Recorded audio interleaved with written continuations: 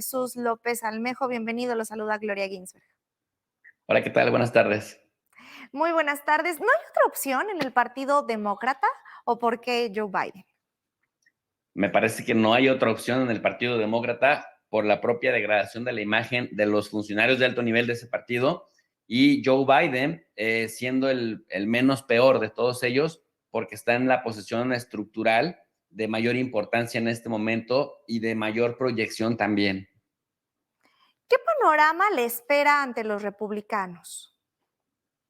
Me parece que le espera un panorama complicado, porque en primer lugar, Joe Biden me había prometido que iría en contra de lo que había hecho mal la administración de Donald Trump, pero no solamente no fue en contra, sino que además las potenció, por ejemplo, la guerra contra China en el plano comercial, que se ha traducido también en un perjuicio para los exportadores de las materias primas o de los insumos que iban para China de manera segura. El tema, por ejemplo, de la guerra contra de Rusia, con el tema de Ucrania como guerra proxy, en donde se disputan las agendas externas de las potencias mundiales que más bien libran una guerra hegemónica, más que un tema de defender a un país invadido frente a un país agresor. Me parece que al meterse con dos potencias, que en el caso de China, la potencia comercial, en el caso, por ejemplo, de Rusia, la potencia de los energéticos, en el plano del gas, del petróleo, del carbón, de los fertilizantes, de los granos, ¿no? El granero del mundo, pues buena parte de esos efectos terminaron opacando digamos, los pequeños avances en materia social que había logrado Biden. Y aquí es importante señalar algo. El estadounidense promedio puede observar cómo el mundo se desmorona siempre y cuando no sienta efectos en su bolsillo, en su día a día, en su vida cotidiana.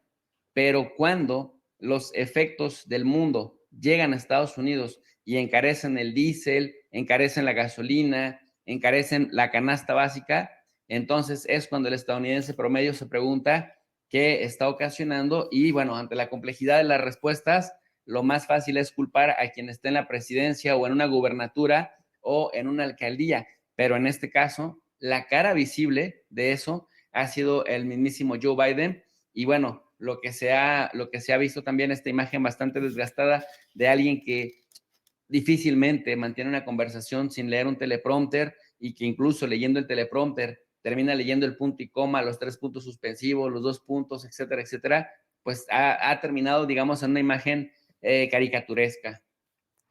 ¿Por qué Joe Biden? Es decir, ¿a quién representa? Bueno, Joe Biden es un hombre con una larga trayectoria, ya lo decían en la cláusula introductoria, Ujú. más de 50 años en la política, el sexto senador más joven de toda la historia de Estados Unidos, pero también el presidente de mayor edad, pero además de ser senador, ha presidido la Comisión de Relaciones Exteriores en el Senado, o sea, conoce bastante bien la política tanto interna como internacional, fue vicepresidente durante 8 años, vicepresidente de Barack Obama, volvió al Senado y después regresa como presidente. Es decir, si Joe Biden no tuviera sus problemas, sus lapsus brutos mentales, esto que de pronto le sucede, que de pronto pareciera que ya no está al 100% de sus facultades mentales, me parecería que es, digamos, el tipo ideal por la trayectoria que tiene. Me parece que muy poca gente conoce más la política interna, si no es que nadie en Estados Unidos que Joe Biden, pero le afecta digamos, el tema de salud, ¿no? De su propia salud. Ahora, también es sabido que Joe Biden pertenece a esta cúpula principal del Partido Demócrata y también se sabe, bueno, de sus conexiones con el complejo militar industrial. A Joe Biden, si lo categorizáramos o si lo adjetiváramos dentro de lo que en la política internacional se conoce como halcones y palomas, en donde se utiliza el adjetivo de paloma para referirse a los políticos que buscan el consenso, la diplomacia, el multilateralismo, actuar en comunidad como las palomas y se les llama halcones, aquellos que son cazadores, que van por lo unilateral, que rasgan, que rompen, que dañan.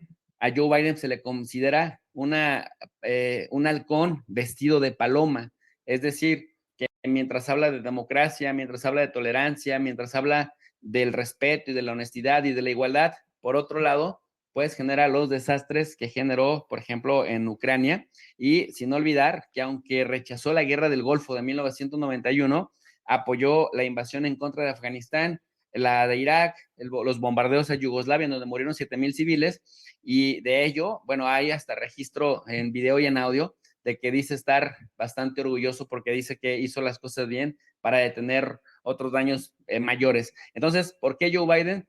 Porque representando la cara de lo amable del Partido Demócrata, por otro lado, al momento de revisar su participación política como senador y como vicepresidente, pues vemos que se lleva de piquete de ombligo con el complejo militar industrial, que dicho sea de paso, si hay un político de alto nivel que no les estorba, entonces el complejo militar lo protege y lo impulsa por ridículo y por incoherente que parece como en este caso. ¿Puede con Trump? ¿Importa quién está en el panorama actual en la Casa Blanca? Esa es una buena pregunta porque parece que veremos una reedición de las pues anteriores elecciones, nada más que con mayor rudeza y bueno, con mayor morbo. ¿En qué sentido? En el sentido de que anteriormente se intentaban guardar las formas y aunque las campañas políticas en el plano electoral eran algo rudas, nunca se rebasaba cierto, digamos, cierto punto. Ahora, desde la época disruptiva de Donald Trump, pero también desde lo disruptivo que ha sido ver a un Joe Biden que cada que da 3 pasos le preocupa a la audiencia que se vaya a caer en el cuarto, o que cada que empieza a tomar el micrófono, hasta incluso quienes somos sus detractores, te da cierta pena ajena el hecho de que no termina por articular ideas. Por otro lado, tienes a un Donald Trump grosero, disruptivo, que protege sus intereses personales y que además es capaz de hacer cosas que no se habían visto, digamos, en la política tan abiertamente, pero aún así es capaz de congregar a masas que creen ciegamente en lo que dice. De tal suerte, pues, que este enfrentamiento sería un enfrentamiento que representa muy bien a los Estados Unidos y también a su gerontocracia, es decir, 2 hombres machos, uno empresario, el otro político, a fondo ambos, ancianos de más de 80 años, octogenarios, y que bueno, ninguno de los dos, cuando ya tuvo el poder, fue capaz de mejorar pues la vida casi de ninguno de los sectores populares de Estados Unidos, por más que se lo plantearon.